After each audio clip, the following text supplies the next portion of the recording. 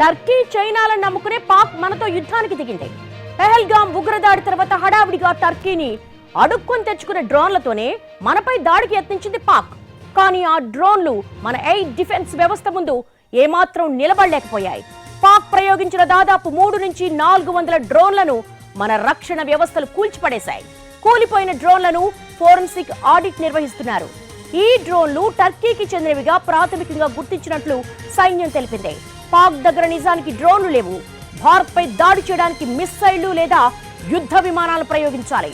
Present అది సాధ్యం కాకపోవడంతో పాక్ హడావుడిగా టర్కీని బతిమిలాడుకుని డ్రోన్లు తెప్పించుకుంది. పెహల్గాం దాడి తర్వాత 3 రోజులకే టర్కీ నుంచి 3 సైనిక విమానాలు ఇస్లామాబాద్ చేరుకున్నాయి. ఇందులో డ్రోన్లు, ఆయుధ సామాగ్రి వచ్చినట్లు అప్పుడే గుర్తించారు. అయితే పాక్ మాత్రం అబ్బే అలాంటిదేం లేదని ప్రకటించుకుంది. 2 రోజుల క్రితం కూడా టర్కీ సైనిక విమానం ఒకటి ఇస్లామాబాద్ వచ్చింది. ఇందులో కూడా సైనిక సాయాన్ని పంపింది టర్కీ. టర్కీ పంపిన డ్రోన్లలో చాలా వరకు మన గగనతల రక్షణ వ్యవస్థ దెబ్బకు కుప్పకూలాయి. ఇక చైనా నుంచి సమకూర్చుకున్న ఎయిర్ డిఫెన్స్ వ్యవస్థలు కూడా ఫెయిల్ అయ్యాయి.